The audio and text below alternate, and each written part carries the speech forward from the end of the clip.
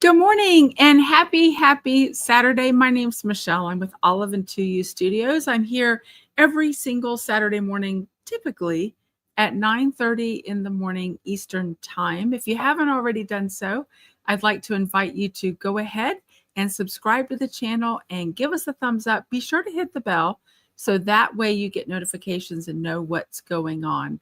If you're watching later, apart from the live broadcast, welcome to you as well. But this morning live, we've got some of our Yarny Ewes here. So good morning. I see Tara and Deborah and Kim and Julie and others, Katrin, so many others coming on. So welcome to you this morning. Mary is here. Great news. So I have to know, let me know if you can actually hear me. You know, platforms are always doing updates. And for some reason this morning, I couldn't hear my intro music. And that kind of freaked me out for a minute. So I hope that you can hear me. As you know, if you've been around very long at all, you know that every now and then there are little tech gremlins that get in the mix and kind of play with things and make it weird. So, oh, good. You can hear me. Lydia's here. Katrin, Valera. Good. Mary. Good. I'm so glad to know that. So today I say it every week, we have a lot to talk about, and I'm actually not as prepared as usual. I was down with what we think was the flu this week. We're not 100% sure. If it was the flu, it was the quickest flu I've ever had in my life. From one afternoon, I was fine that morning. And then all of a sudden I was sitting there doing a little knitting. And I said to my husband, Jim, I said, I think I'm coming down with something. And in less than an hour, I was hit with a fever and chills. And then I hit the bed and I was in bed for 14 hours. And then I've been fine since. I had a fever the night after as well. And I've been okay since, except my energy's been really low. So we're just going to do a lot of chatting this morning, but I do have whips to show you and some other interesting news. Hi, Judy. Hi, Pam. Somebody says, good morning from freezing Florida. Okay, let's get real here. Well, there's hi, Judy. Freezing Florida. Let's talk about freezing in relative terms.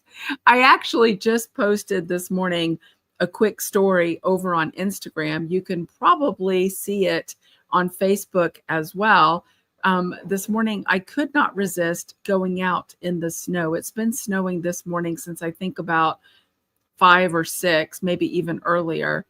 And it is just beautiful, that pristine layer of snow over the yard and over the driveway is just gorgeous. And so this morning, I could not resist going out and taking a quick picture and doing a quick video because I love the snow. But I know that in Florida, it is really cold right now, especially comparatively to what it usually is. I know the falling iguana alert went out, which makes everybody chuckle, but that's a real thing. The iguanas doom, fall out of the trees when it gets cold. Their body, the way they regulate their temperature just can't manage it. And so the last I heard, I think the advice is to kind of just put them somewhere safe. And when it warms up, they will kind of come to again and be fine. So I wouldn't recommend necessarily taking them in your house because when they come to, you never know, it could wreak havoc. I don't know. An iguana in the house might make for an interesting day. But if you've got pets, they may not appreciate that very much at all. So I know it is definitely much cooler for our friends in Florida. We were talking to some friends in Florida this week, and we were kind of doing that funny comparison about the temperature. But it's one thing when you expect it. Like, we moved to Maine and we knew it was going to be cold. We knew it was going to be snowy and all those things. In Florida, you just don't expect it as much. So I totally get it. The odd thing is, which I've mentioned several times, is in our home in Winter Park that we had a beautiful brick fireplace and it was great. We used it, I don't know, 5 to 10 days every year.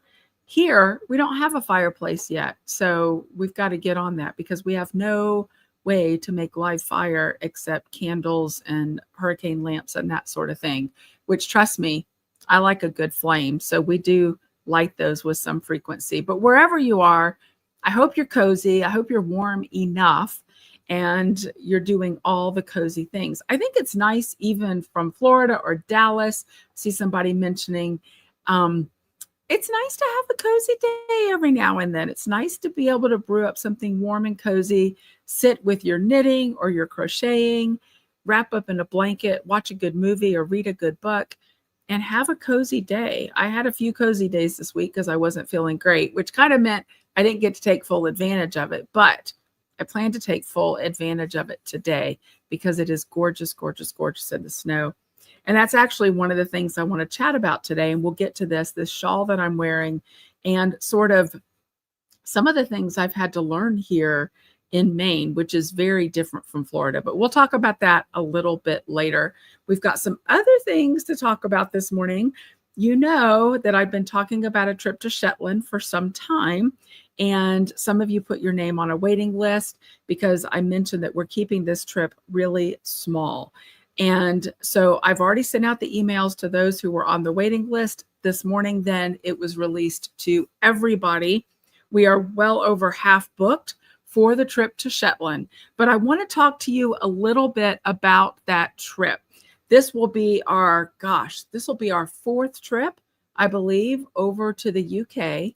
And this one's going to look significantly different than our previous trips. And there's a couple reasons for that.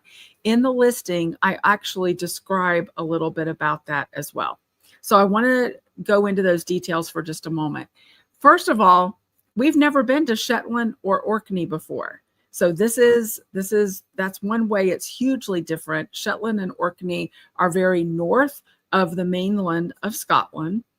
There are two ways to access it. You can get there either via a ferry or via flights.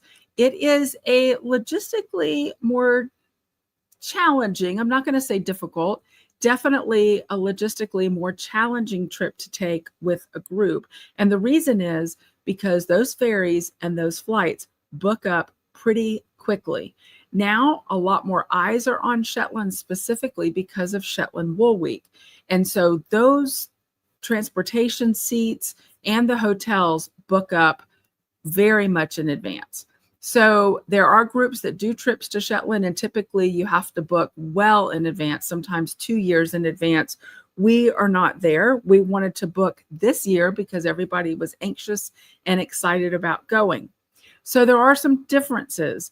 Number one, you will be responsible for all of your flights, but we're going to help you through that. Your flight, typically you're responsible for on the Scotland trips, is from the United States over to meet us in Edinburgh. The first year we went to London, but since then we've always met up in Edinburgh. So you typically do your flight from the US, wherever you are, and then meet us in Edinburgh, and then fly back home from Edinburgh. This trip, you're going to be responsible for a couple more flights in there, but we're going to help you through it. Those flights will be from Edinburgh to Shetland, from Shetland to Orkney, and then from Orkney back to Edinburgh. They are much shorter flights. They are not expensive flights at all. Typically, Loganair is the airline of choice, and I've been working with CIE, and my concern about it is I know we need to get this booked quickly, because if we book the trip and then we can't get the flights from Edinburgh to Orkney and from Edinburgh to Shetland and from Shetland to Orkney back over to the mainland, then we have an issue. So CIE has told me not to worry about that. They're going to work with us through that, and we will figure it out as we go. Your deposit right now is fully refundable, so you don't have to worry about that. This is not an inexpensive trip.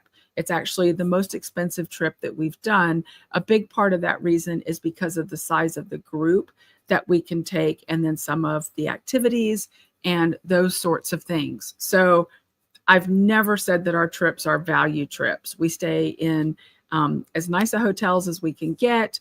The meals that are provided are really good meals. We've got a great transportation, on the coach that takes us. We always have a fantastic tour guide.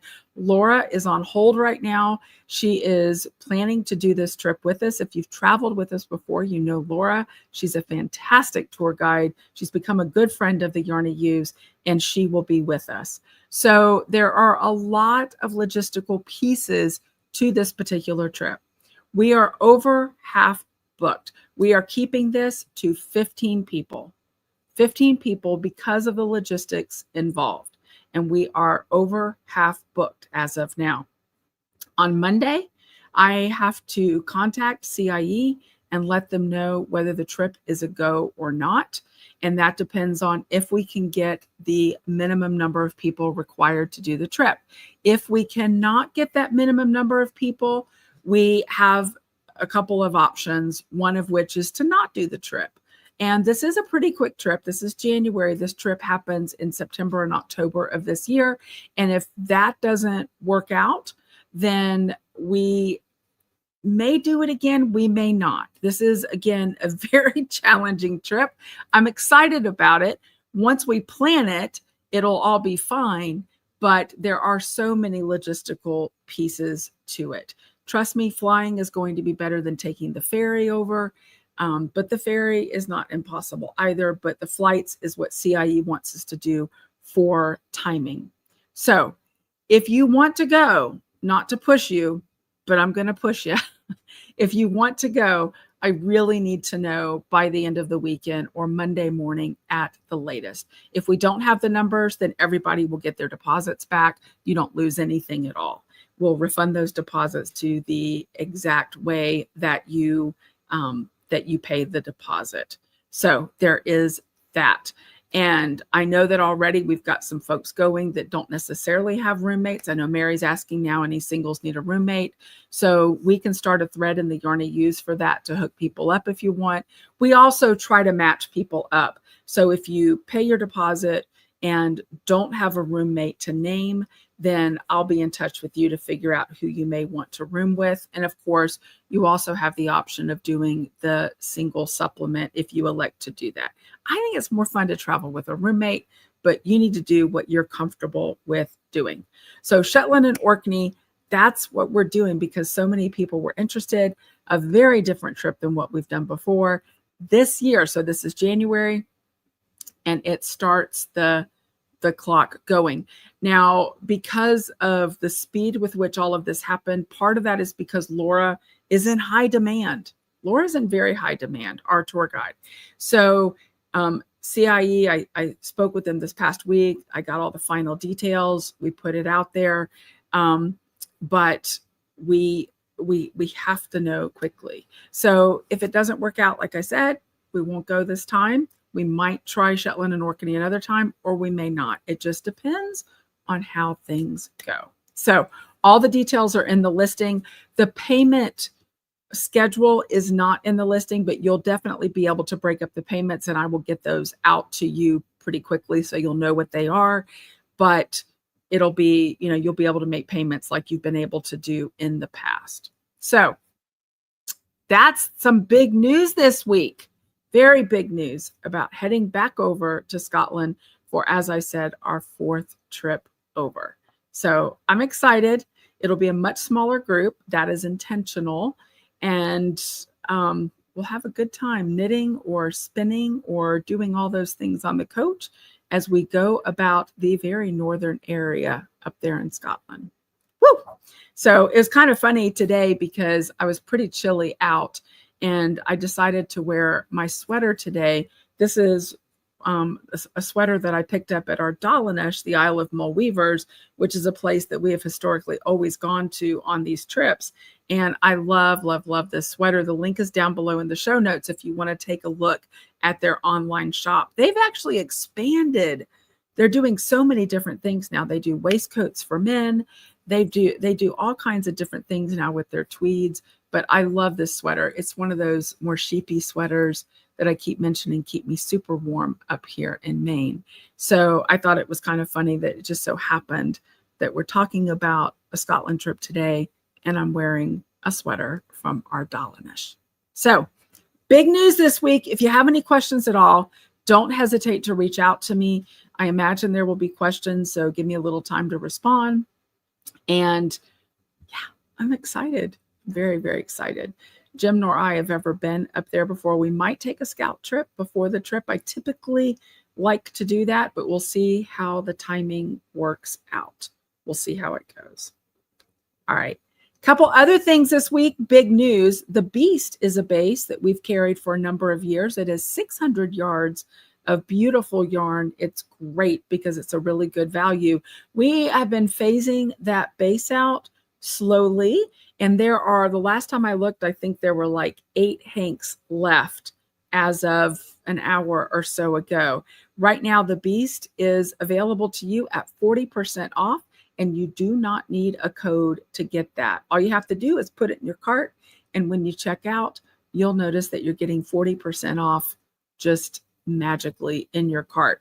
There are a few colorways that haven't sold out yet.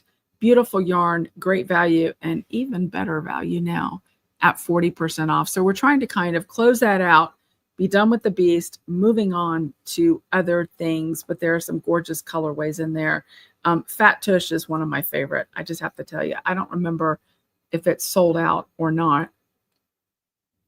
It looks great with Tummy Ache, but I think Tummy Ache might be sold out. So that is yours today as well. 40% off is a pretty darn good discount, and you don't have to use any kind of a code in order to get that. So stock your stash. You don't want to miss out on that. Couple other updates in terms of yarn this week. Vitamin C is a beautiful color. Sherry and Terry have been dyeing that for a number of years, and it has been restocked in the shop on Homer. Everybody loves our DK Homer. It's merino, cashmere, and nylon. Beautiful, cushy, and buttery to knit or crochet with. So vitamin C, give you a little dose in the middle of winter. Whether you're in Florida or Maine or California or Georgia or wherever you are, everybody needs some vitamin C. And then Grazier, which is a fantastic neutral color. Those have been restocked in the shop this week as well. So we definitely have some beautiful yarn for you this week. Gorgeous colors. I don't have those here. I didn't dig those out. Again, this week was a little bit different for me. Now, if you have kids in your life, whether you've got kids or grandkids or nieces or nephews or just little kids, neighbors, and you've been curious about how you might introduce them to fiber crafting, we have the perfect answer. We have picked up for you to put in the shop. I thought this would be a good thing to have some really adorable petite collage crafting kits. Now, I don't have a picture of them for you today, but down below here in the show notes is the link, or you can check your newsletter this morning. One is an adorable, like little pom-pom animal kit, and the other is a just super cute little fox purse or bag kit. Those come in little tins that you can carry, like little suitcases or briefcases. They're small tins. They've got everything that you need to sit down with your tot, your tiny tot, maybe not that tiny, but they've got to have enough manual dexterity, and sit down and introduce them to fiber arts. And in the end, they end up with these adorable little projects. I think it's a great way to introduce kids to fiber arts. And whether your goal is to eventually get them knitting or crocheting or just stitching or sewing, this is a great way to get started. We do have those in a very, very limited quantity this week. They're down below here in the show notes. The link is for that. And yeah, I thought they were really cute. I had to resist the urge to get them for myself because I thought they might be kind of fun just to have as a kind of a no-brain little crafting project, but it's a great way to spend an afternoon with a small one and kind of get them used to handling, things of a fiber nature, yarny nature, fabric nature, kind of introduce them to the world. I think all of us want to kind of share the joy and the enthusiasm with our family and friends and our little ones about this hobby. There was a lot of discussion this week in the Yarny Use about sort of, every now and then there are these articles that go around about, oh, people are discovering grandma hobbies or granny hobbies. And I love what Nancy Istena said. I think it was Nancy who made a comment about, you know what, these are not necessarily granny hobbies. These are things that our grandmothers and our aunts and our mothers learned often as young children, sitting on the knee of their grandmothers or mothers or aunts. And they're skills that really stand the test of time. We kind of, in culture call them granny hobbies and that sort of thing, but they're way more than that. And they are definitely skills that help to sustain families. And so but they're very mindful skills. They do promote good mental health. They reduce anxiety. There's tons of studies out there.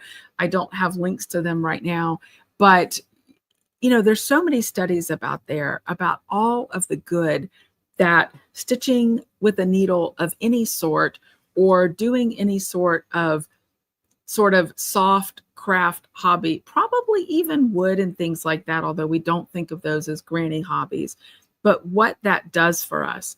I was talking to a friend this past week, in fact, who was talking about her husband who doesn't have any hobbies at all.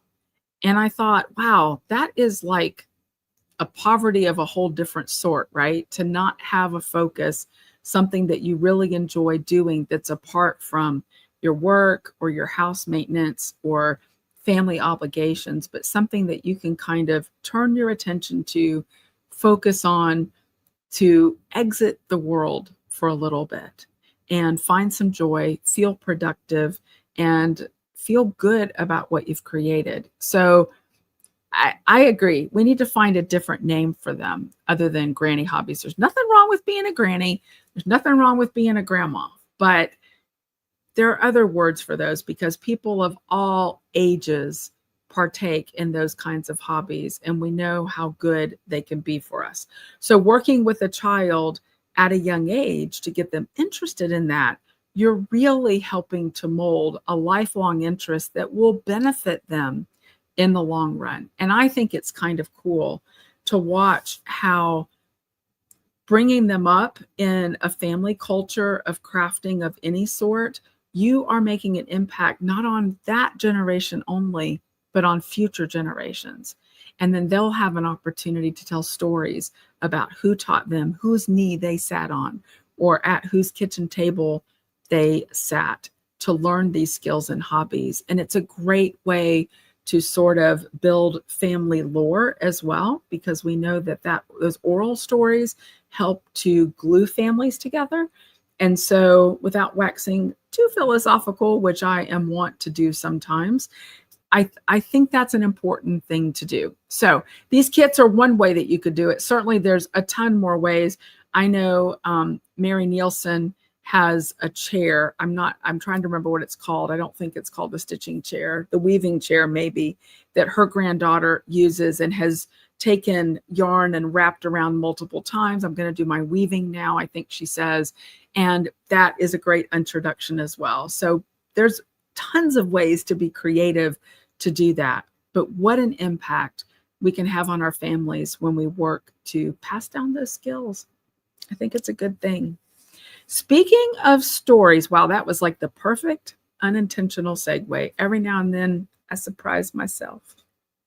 Fiberside Chats is coming up tomorrow. I'm probably going to butcher her name, and I apologize. Teti Lutzak of Teddy's Knit Garden and Telling Stories Through Stitches. She's going to be talking about how science and culture and craft intertwines through knitting. And I think it's going to be a fantastic session. I think I heard that the registration was already soaring for that.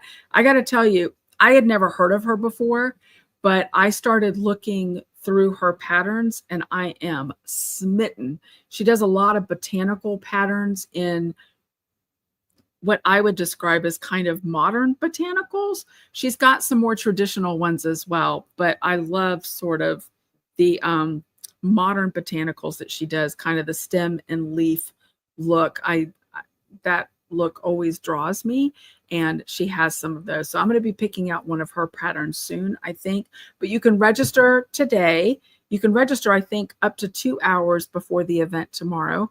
The link is down below in the show notes. It's always in the newsletter. It's in the newsletter today. And while you're there, you can go ahead and register for the other, for some of the other upcoming Fiberside chats. They're wonderful.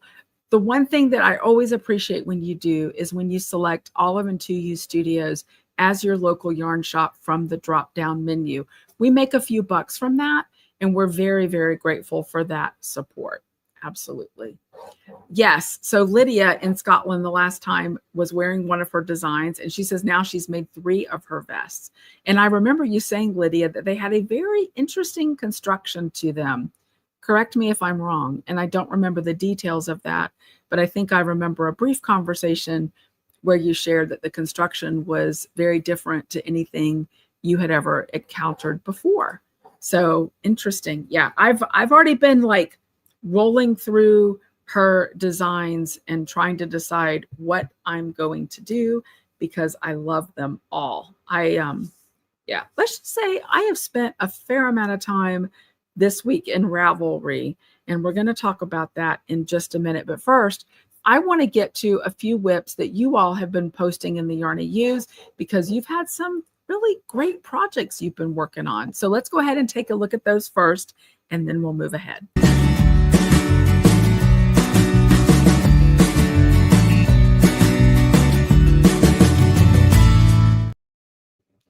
All right, let's get rocking and rolling.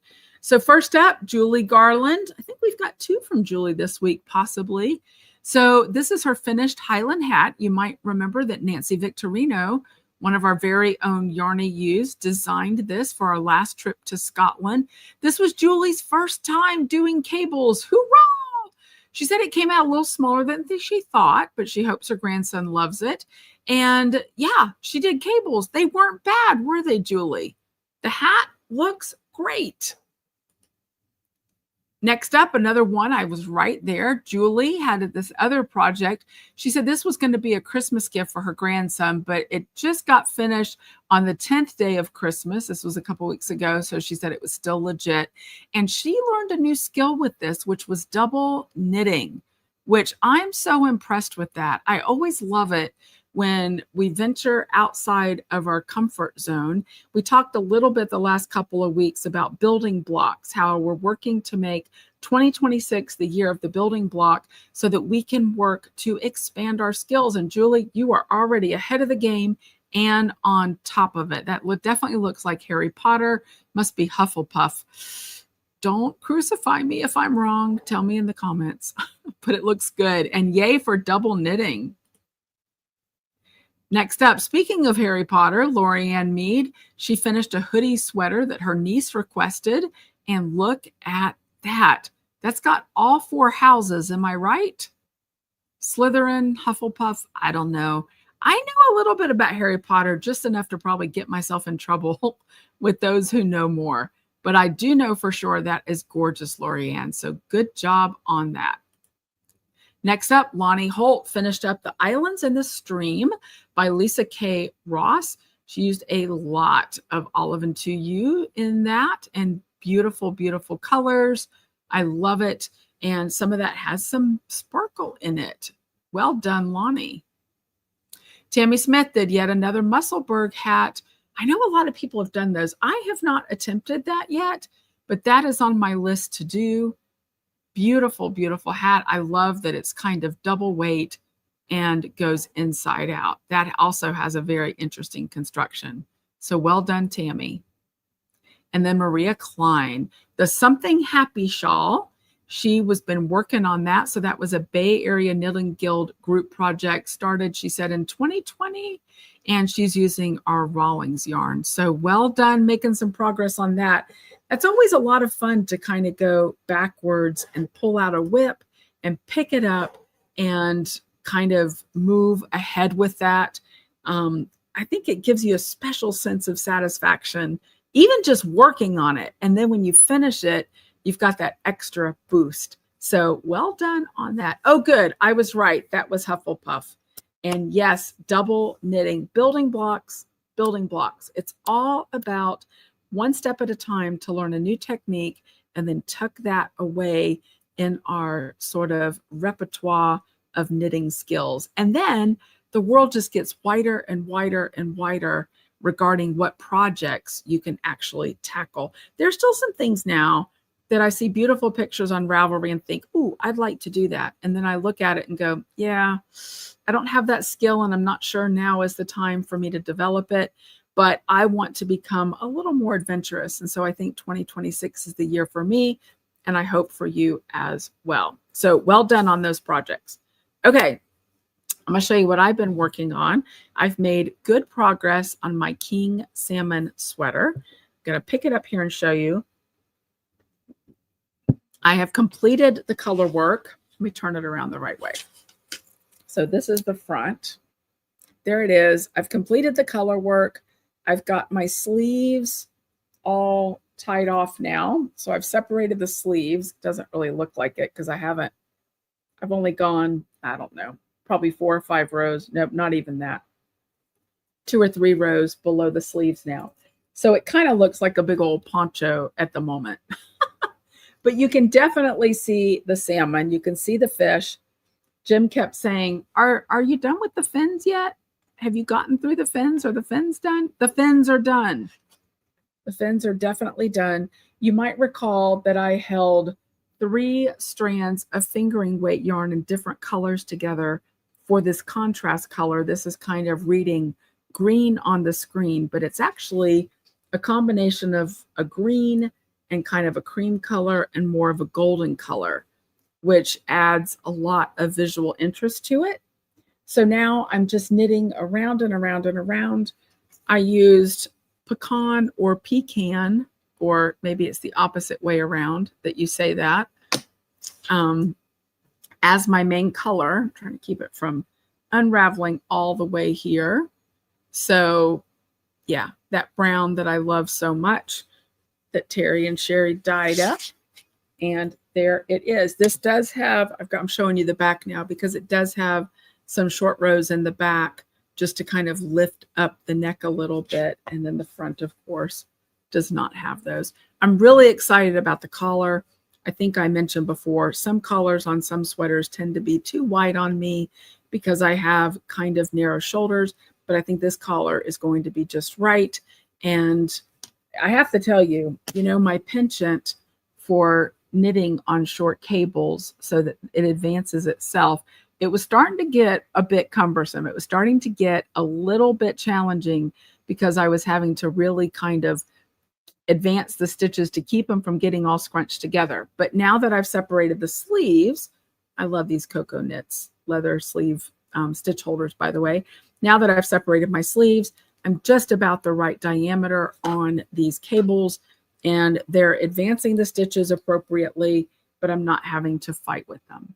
So I'm really happy with that. Anxious to get this sweater done.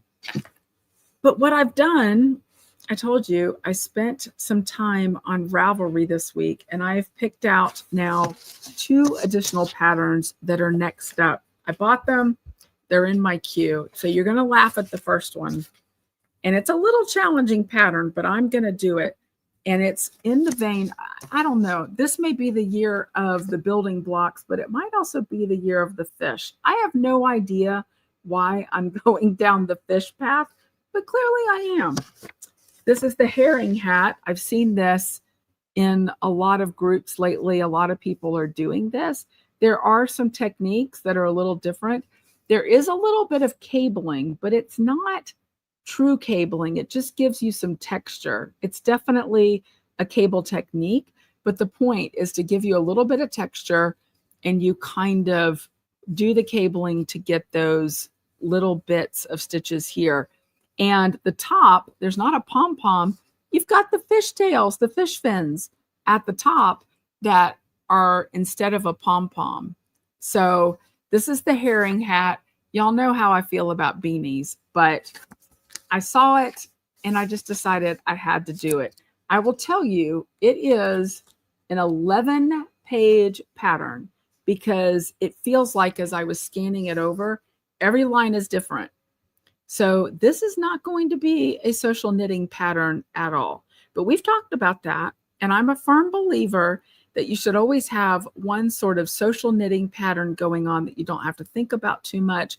And then one that is a bit more complicated that you can spend time on, expand your skills, or something that is just a little more complicated, gives a little more visual interest. So right now, my king salmon is my social knitting project because I'm just knitting around and around and around now that I've separated the sleeves. And this can become my more difficult one. Now, this is DK weight. I haven't picked out my colors yet, but I'm super excited about that. Julie says that I need to do something lobster. I know, right? Well, interesting that you should say that because I found a pattern this week for a lobster toy and I really liked it. And I've never knit toys before, but I'm very, very interested in doing that. And it was a cute lobster. So yes, Kim, she says you'll learn some new techniques. Absolutely. Building blocks all over again. So see, I'm not just preaching it, I'm doing it. Okay. The next pattern I found that I intend to do, and I think part of the reason this pattern really caught my eye is because I saw some super interesting color combinations. And this is the hydrangea sweater from Eleanor Mortensen. I didn't tell you the designer on the herring hat. I may not be able to pronounce it. Natalia Gracheva is the herring hat. This is Eleanor Mortensen. We've got a couple Yarny U's that love to do her patterns, and I printed it in black and white. But I hope you can see that. There are, I believe, 3 contrasting colors, and I love it. Now, one of the things, this is actually a fingering weight sweater. My king salmon is a worsted weight sweater. So a lot of differences there, but they actually have something in common. Both of these patterns have yokes that are much deeper than any yoke I've ever knit before. So they have a deeper yoke that goes down then across the sleeve to a significant level. I'm anxious to see how the king salmon fits me. Because of that, some people in the comments on Ravelry, great reason to check out the projects on Ravelry, by the way, have commented that they felt like the sleeve separation happened a little too late in the pattern. I'm going ahead and doing it exactly as the pattern reads. Now, some people say that that gives you almost a swancho fit. So we'll see what happens. Live and learn. But this pattern, again, has a deeper yoke. You knit for quite a bit. It's actually a turtleneck, it says, although the picture there doesn't look exactly like a turtleneck, though it is a higher neck. But you have the option of a turtleneck, which is the way it's meant to be knit, or I think a doubled cuff maybe. And I plan to do the turtleneck because you know I love a turtleneck. And then you knit for quite a bit before you get to the yoke, but it is a deeper yoke. So those are the 2 things that are in my queue for the future, in addition to another project that I can't show you just yet. But that's kind of what I've got going on. I'd love to see what you have going on as well, what your plans are for your next project. I think we're going to have a little knit along coming along pretty soon. So I'm excited about that. And we'll be sure to tell you more about that as the time gets closer.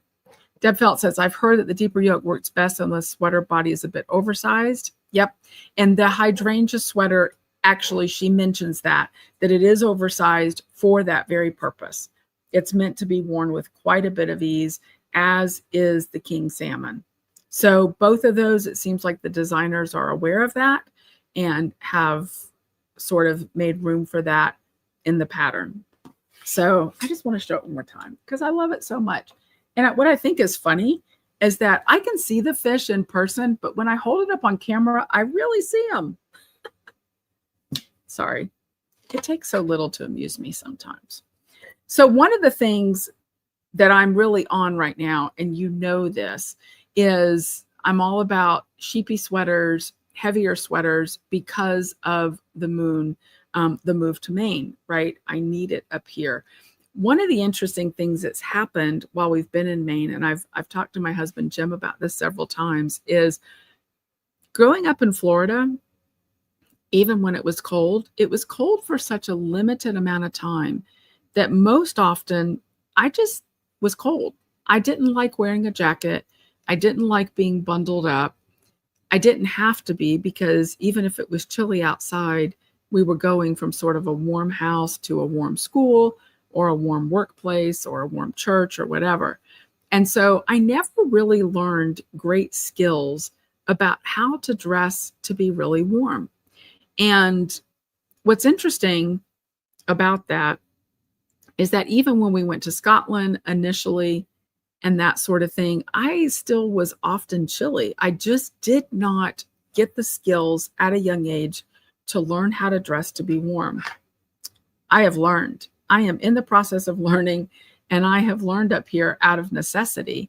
And I told Jim the other day, well, it's been a couple weeks ago, we were in Freeport, and I said to him that afternoon, I said, this is the first time that I can remember in my life being out in the cold, in the snow, and actually being warm in my clothes. My hands were cold. I did put mittens on eventually. Lydia made me beautiful mittens for Scotland and gave them to me while we were in Scotland. And those are getting a lot of use, and I love them. I've shown them on the podcast before, but at the moment I didn't have them on, although I did have them on later that day. And I didn't have a hat on at first either. I bought a hat while we were in Freeport. But once I put those two things on, my face was stung from the wind, but the rest of me was really warm and cozy. And yep, Unique Amazing Stripe says layers are the key. That's definitely what I've learned. And I've shared here a little bit about my layering, but I have learned the value of a nice shawl.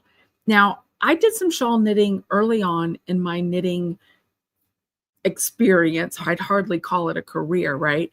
But then I kind of decided I wasn't super fond of shawls, not least of which is because, as I mentioned, I have narrow shoulders and I was always struggling to keep them on. But I have learned that I can wear them like scarves. I'm going to take this one off and show you. And they make such a difference now, which I know if you're watching, you're probably like, duh, how old are you? Why did it take you that long to figure that out? I'm a little slow on the uptake sometimes. I don't want to stretch this out. This is actually the Drifter. It is a 3-color shawl. Mary Nielsen knit this shawl, and it's on loan to me. How beautiful is this? It's called the Drifter. It's a Tammy Gore pattern, and I love it so much. You can get the pattern. I believe there's a 2-color version and a 3-color version.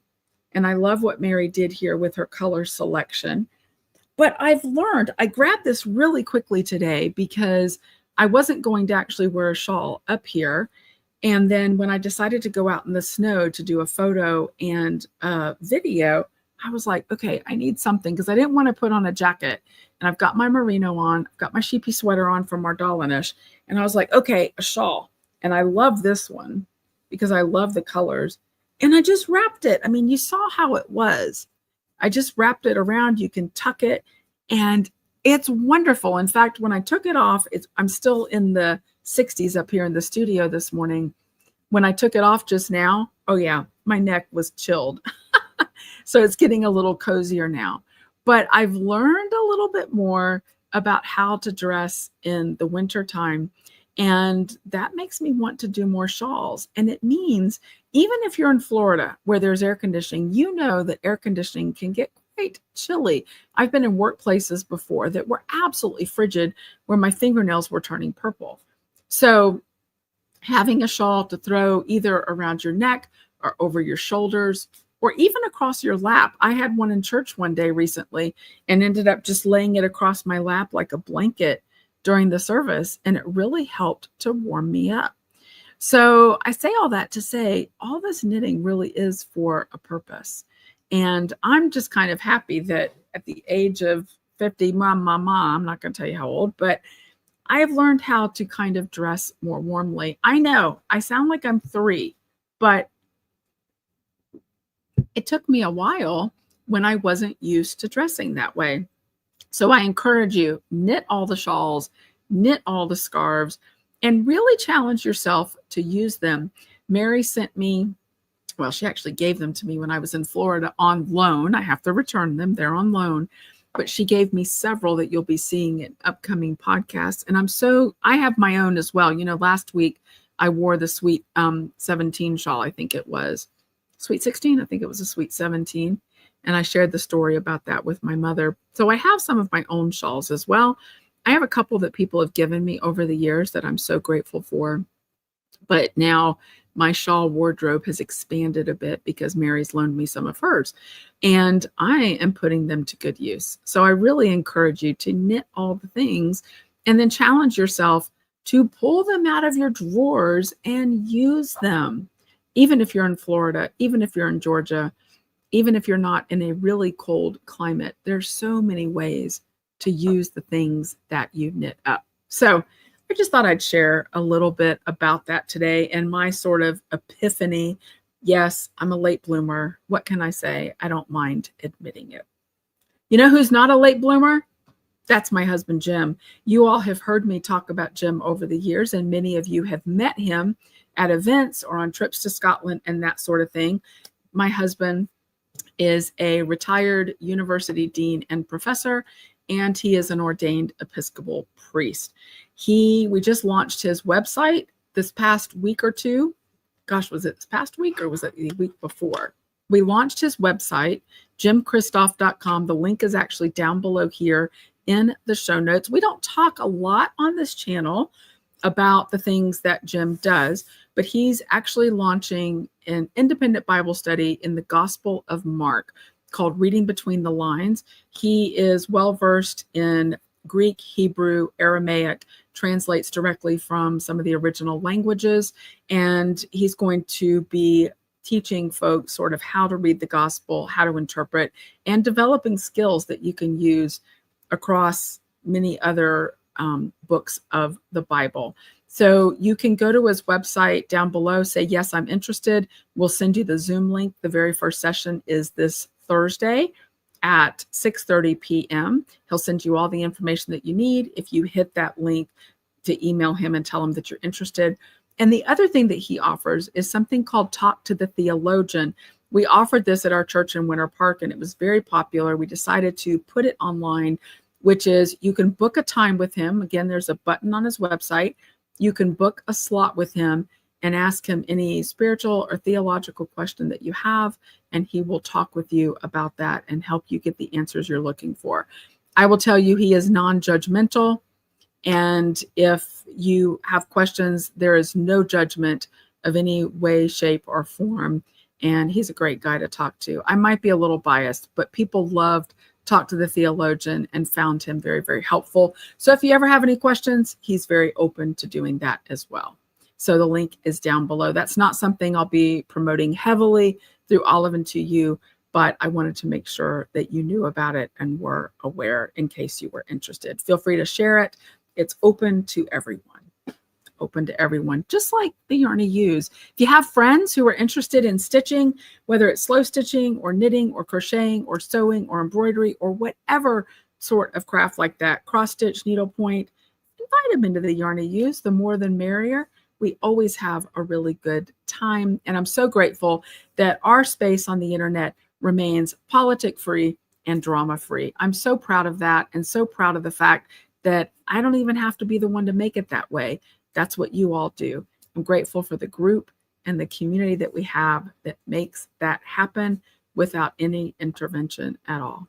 You all are fantastic, and I'm so grateful for you, and I'm so grateful for your continued support of this channel and of our shop. Speaking of our shop, our gift shop has been updated with some new notions. Monica's updated that this week, so go check out what you can pick up, typically at a really nice discount.